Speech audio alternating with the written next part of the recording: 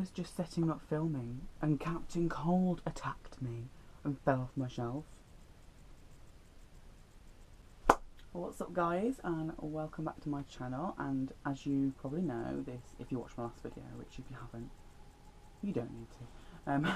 Today I'm going to be telling you about all the times at school that I was told off. So I've got about 4 stories to tell you with the telling off genre. So the first one is when I was in year 6. It was towards the end of year 6. Maybe it was towards the end of the year, but I don't know. And on the Tuesday of one week, I came down with an extremely bad case of the flu. If you know what the flu is, which you should do because you had it, it's a lot worse than a cold. You can't really talk, you can't breathe, you can't eat a lot. And I hated it. And I know I hated it because I tasted some Monster Munch when I was getting better, and they tasted vile. They tasted like vomit. I was almost certain that we didn't have any homework, so I was just on the seat for 4 days, relaxed. I was ill from the Tuesday to the Friday, and I came back on the following Monday. I was just chilling on my couch for like 4 days, watching TV, not eating anything. And then the Monday comes and I go back to school and everyone's like, did you do the homework? And I'm like, no. Because in my mind there was no homework. I don't remember any homework. But apparently there was. So, and if you know me, which you don't, but some people might do, hello. I'm a goody two-shoes. I don't like getting told off. It makes me feel sad and depressed. And isn't that a bit sad and depressing? The time comes me to go into school, and then obviously I haven't done the homework. So the teacher, I have to obviously tell the teacher because I'm good at two-shoes and I'm not just going to not say I've not done it. She says, well, you did write it down. And I'm like, no I didn't. So she's like get your planner out, which is, you know, homework diary, little lovely blue book. And she makes me go to the page where we supposedly write it down. I have no recollection of ever writing homework down before this week when I was ill. Maybe it's because I was ill and I forgot. She makes me go to the page and lo and behold, there's the homework written there. And the homework's only something stupid, like taking a picture of your garden or drawing your garden or something for this project we're doing in art. But I was like, I really do not remember writing this down. So she goes on a rant at me, saying that next time you need to be more aware of the fact that you have homework. It doesn't matter if you're ill, you need to do your homework. I mean, I'm like this 11-year-old, like nearly bursting into tears because somebody is, like, it's not even shouting at me, it's like telling me off sternly. It's like, you need to make sure you do this next time. And I'm just like, I'm sorry. So what she does is a bit humiliating. She makes me stand at the window in the classroom. Actually, it might have been in the hallway. And she makes me draw the gardens in the playground for everyone to see because I did not do the homework. And this happens to be the time when I am the only one that hasn't done the homework, and everyone else in the class, even the non-goody two-shoes, have done the homework. Of course that would happen to me. Let's move on to the next story. It was in year 10 or 11. It was when we were going to Alton Towers with the school. This is kind of my fault, but also not my fault, and also it makes me quite angry sometimes. So we went to Alton Towers with the school as a reward for doing good in our fest, and we had to go around in a group. But before we got there, we came in obviously buses, and there was 3 buses. I don't remember whether it was buses into sets or there was just a certain amount of people on each bus, like forms in each bus. So the goal was set that everyone had to be back on the bus by 4 o'clock so we could go home and be home for like 5:30. But then one of the buses broke down. Their time was extended to 5 o'clock instead of 4 o'clock because they had to wait an hour. Now, it was really unclear between the 3 buses whether this applied to just that bus or all 3 buses. Now, logic dictates, and I should have known this, that it was just that bus because that's fair. But everyone seemed to think it was all 3 buses, even though our teacher specifically said you need to be back on by 4. They never said that you need to be back on by 5. But everyone seemed to think that it was us as well. Now, all the friends that I was going to go around with are on different buses, so we're actually on the bus that got to stay an extra hour. Basically, we went round, we had a great time, but I made the decision towards the end, it was like 3:30 maybe. I made maybe 3 o'clock. Made the decision that I was going to split away from my group, because my group consisted of half of us wanted to go on rides and half of us didn't like rides. I wasn't the one that liked rides. I'd never been to a big theme park before this. So I made the decision, which was probably the wrong decision, to go split up. Now, in horror movies, you know, you should never split up, because that's how you get killed. And to me, this is a bit extreme, but to me it's the same thing. So I made the stupid decision to split up, and we went our separate ways because we wanted to go on some extra rides while they started to make their way back to the coach. It was about 3:30, coming on to 4 o'clock, and I thought, we need to get back. So I started asking people that I saw who were on my bus, might I add, if we had to go back for 4 or 5, and most of them seemed to be under the impression that we had to go back at 5. And everyone from the other buses was saying, come on, you just stay, it's not till 5, it's not 4, trust me, it's till 5. So I was like, okay, but let's make sure about this. So I was trying to find a teacher, not just any teacher, because I could see there were teachers there, but I was trying to find teachers from our bus, which I couldn't. I was looking for ages. I just wanted to ask them what time we in our bus had to be back, and I couldn't find them. So in the process of not being able to find them, I was getting lost, because I'm not very good at reading park maps. So I had a friend with me, but I was getting lost. She was on the 5 o'clock bus, so she was fine. And I was getting lost everywhere, and I could not find my way back. And I also wanted to fill up my refillable drink, because I'd got the bottle for a refillable drink at the very start, and I'd never used it until the end. And I was like, I'm going to use this, so I want to go refill my drink, or just fill my drink, so I didn't refill it. So I got some Coke, and I was like, okay, it's past 4 o'clock now, and I'm still lost, and I have no idea what to do. So I just say, come on, we just need to find the way out. So luckily, it's about 4:30, and we find the way out. So we go out, and we'll just casually, because we don't think we've done anything wrong. Like, in my head, in the back of my mind, it should have been 4, but everyone told me it was 5, so I assumed that it would be alright. So I was just sauntering across the gravelled car park, you know, as you do, because you don't want to run, because I don't run. And then all of a sudden, I hear screams from 2 people standing in front of the bus. Now, these 2 people are the teachers that were on our bus, and they're screaming at me to run towards them, and I'm like, well, oh my god, what have I done? And they're like, hurry up, you're late, you're very late, and you're holding us up. And it turns out that I was the only one that did not make it on time, and this is quite funny. Everyone else, who might I add, I'd previously seen after 4 o'clock while getting lost on my bus. They were all on my bus, and I'd seen them in the park, so how they got there, I have no idea, but they didn't get told off. I was the only one late, and I was the only one unaccounted for, which is why they couldn't leave. So that's why they were telling me to run, and it was quite embarrassing, because I was a little thinner, but I was still fat, so I was jiggling. Yeah, I got onto the bus, and I remember, there was one teacher who wasn't, I don't think he was that bothered, but the other teacher was like proper angry at me.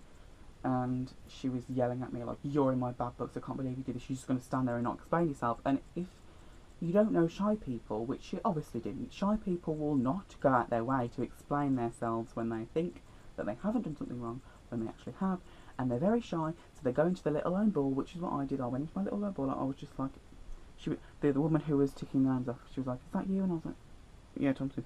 And then I went to the back of the bus, well, it was not in the middle of the bus, it was the only seats left, so I just sat there. And this bitch behind me decided to say, I think you should apologise to people. Right, first of all, I saw you in the park, like, after 4, so you must have flown here.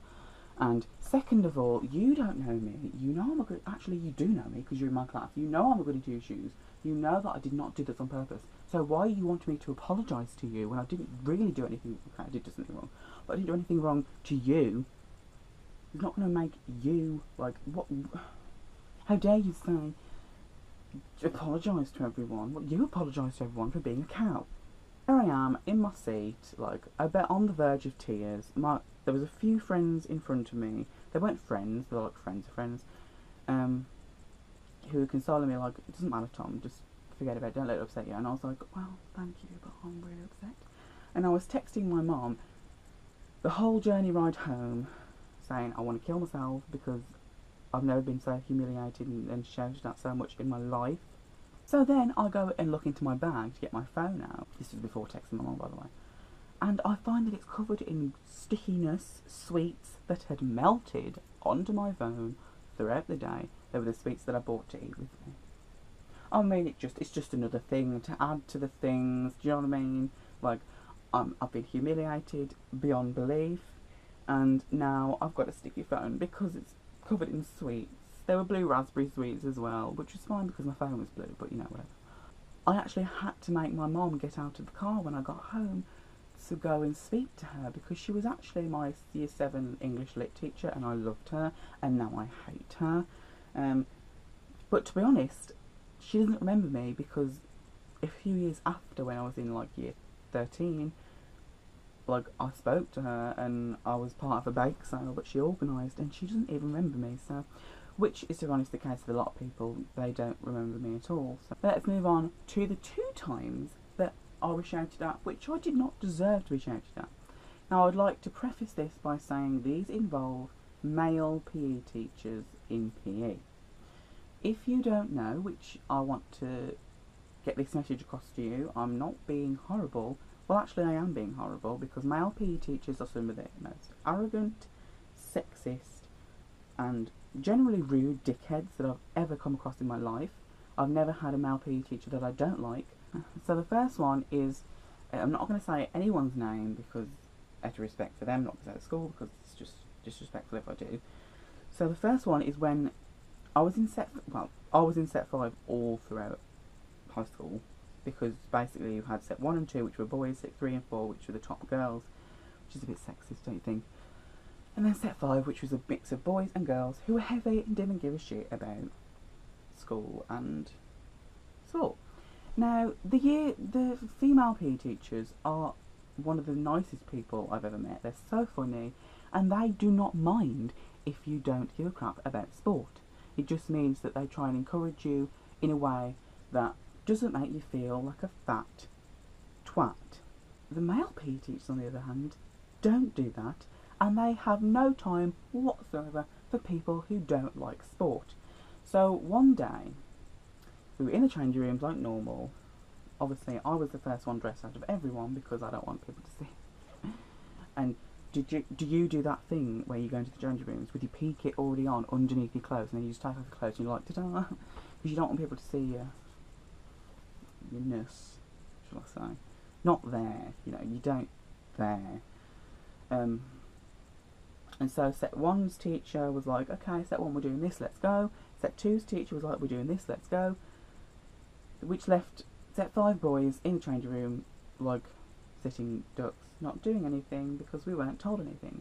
Now, obviously I'm not going to expect the female PE teachers to come in, because the person who is in charge of set 5 is a female PE teacher, and she is lovely. She is the most lovely teacher I've ever come across. She's very nice, she's very helpful, but I'm not going to expect her to come into the boys' changing room to tell us what we're doing every single time. So we have to kind of like find the girls ourselves.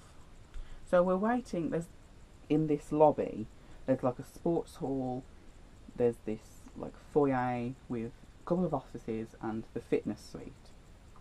So we're waiting in this foyer lobby thing because we're assuming they're going to fitness suite, because obviously the girls come out after us because the girls take longer to get ready because they have to do all their stuff, and just being respectful to them. We're not going to force them to come out already.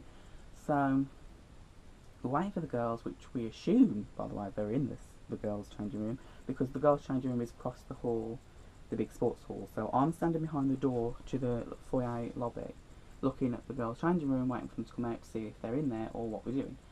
And then the set 1 leader of sport comes in the doorway. The door is not open. the door is shut, and he opens the door and bashes into me, which I should have shouted at him for hurting my head, because he hurt me while that happened. And he spills his tea on the floor and on his feet. And he looks at me and turns at me, and I say, "Oh, I'm so sorry, sir. I didn't mean to do that. I was just standing." He was like, "I bet you think this is funny, don't you?" I was like, "Whoa!" And he wouldn't give me any chance to say anything. So I was like, "Sir, I'm sorry. I'm so, I didn't mean to." And he was like, "I bet you thought this would be one of your friends, and you were going to jump out and scare them." And I was just like, okay. Meanwhile, the other set 5 boys are there staring at me, so I'm a bit humiliated. And I was saying, "Look, no, that's not what we're trying to do. I was just standing here to wait for the girls." And he was just like, "Get out of the way and don't do that again." And I was just like, "Excuse me, you dickhead. I did not do anything to you. You actually hurt me. It's not my fault you spilt your tea." I mean, did I do anything? I mean, in hindsight, yes. Maybe I shouldn't have stood behind the door. But one, how was I supposed to know that he would come through with hot tea? And two, how was I supposed to know that the girls would not come out in time? And three, it's unreasonable for us to be waiting there not doing anything, because they never tell us anything. Anyway, so story number 4 is when, unfortunately, we weren't with the other girls, so we had to go in to set 2 and set 1. So all the boys were together, and it was coming up to sports day, and sometimes that does happen where set 5 isn't with the rest of set 5, so we have to go with the boys, unfortunately. And I'm going to be honest, set 5 hate it with the other boys because they make us feel like crap. Because they're all like, "Oh, let's play football, let's lift some weights," and we're like, "Let's eat." Well, we're not eating. So they said, right, so it's coming to sports day, we want you to practice. So I'm not doing anything in sports day anyway, so I don't know why I'm having to practice. I never do. You're one of those people that just sit there on sports day. Yes, me too. So they said, we're going to do the 1,500 metres. And my reaction was like, "I'm sorry, what? You can see us, right? We're not thin. We're not going to make it to the end." So I don't know why he wanted us to do that. And again, as I said, they take no consideration as to our health or whatever. So he didn't probably know we were there, to be honest. So he just said, "Come on, you just do the 1,500 metres. We want you to finish." Like the girls' PE teachers, they've done that with us before, and they said you can walk slowly round. You don't have to finish as long as you try. But the male teachers said you need to finish. So I was like, let me tell you how many laps of our field the 1,500 metres is. Phone's not on, so it's a number of laps, right? And I can barely make it, not even one lap, the 100 metres. So I think this is going to be alright, because I've seen boys ask the teacher to sit out because they're tired before, like in set 1 and 2, and they have no problem with it. So I'm like, okay, this is fine. I'll get as far as I can, and then I'll ask to sit out, because I'm not feeling that great anyway. I have a headache and a bit of a stomachache. So I start running. Obviously I'm at the back, as everyone else in set 5 is, and I start like, it's halfway through, and I start getting really dizzy and out of breath, and I say, I'm going to have to finish this lap, and I can't carry on. I'm going to pass out otherwise. So I am... Oh, hang on, my phone's on. So the 1,500 metres is just under 4 laps. I could barely make it 1. So after 1 lap, I decided to turn around. I'm still jogging / running, but I turn around and go to the teacher. And first of all, he's a bit of a dickhead and says, "You're going the wrong way." And I'm like, "Yes, I know I'm going the wrong way." So I ask him politely, "Sir, is it possible for me to go to the nurse? I'm not feeling great. I can't breathe. I don't think I can carry on." And he's like,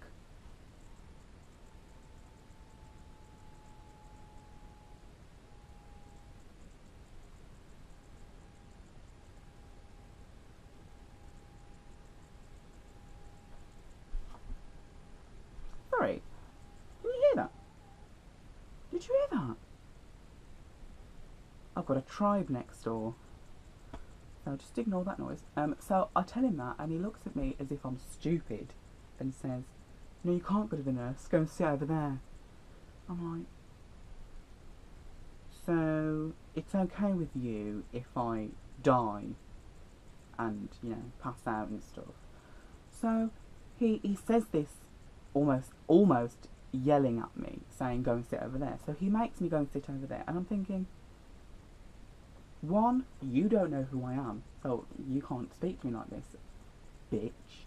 And then two, why have you said this to me, someone who is of heavy stature, and you're fine with someone in your own set doing that?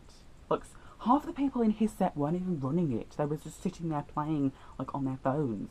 Like, what is with the world? So, there's me, sitting on the floor. The other set of 5 people carried on. Props to them. So, I'm sitting on the floor picking grass like a chump. Humiliated beyond belief. Once again, because there were people right by me running past. And at the end of the race, they were like, let's give a hand for the ones who are just finishing. Everyone else had finished, by the way, like an hour before. So, and then there's set 5 people coming round the corner to finish. I was sitting there for quite a while. He never told me to go back in. I didn't want to speak to him, to be honest, so I just sat there for the entire time, picking grass. And then the time comes, and he's like, okay, let's jog it off and go back to the changing rooms. Like, he made us jog up and down to go back to the I was like, we've just run, well, they've just run 1,500 metres. Are you joking? So he says, come on you, get up. Whoa. I mean, I'm sorry if I'm out of shape. I don't give a crap about what I eat. I don't give a crap about you. Don't give a crap about sport. Don't give a crap about what you think of me. So you can go and jump off a cliff for all I care. I'm sorry that was a bit harsh, but I don't like this person at all. So there's me, completely humiliated. Basically, the other people are laughing at me because I can't finish the race. So this was completely unreasonable. Please tell me this is unreasonable. Please tell me in the comments that if you think this was absolutely horrible, and please tell me your experiences with teachers shouting off at you. I particularly want to hear your experiences with male PE teachers or female PE teachers. I'm not being sexist. Well, but please tell me your experiences with PE teachers, because they are some of the most horrible people that I find in schools. And if you're watching this, I'm not gonna not. Well, I've already said it, so. But they have been reported, actually, and they've not done anything about it, so. And please tell me if your PE teachers are like this in your school, because I'm fairly certain that they are. And if you're a lad in set 1 and 2, you can take no notice of this, because you won't have a clue what I'm talking about. So set 5 people, all the heavy people out there, let's stick together. Let's stick together. I'm going to go now, because it's over 30 minutes, and I should have stopped by now. I'm quite tired as well, so, and I have to film another video. So make sure you do all the nice stuff. Make sure you comment, like and subscribe, and click the notification bell so you know when I upload, because I don't know when I'm uploading. And I will see you next time. So I'm just going to go now. I have a birthday meal to get ready for.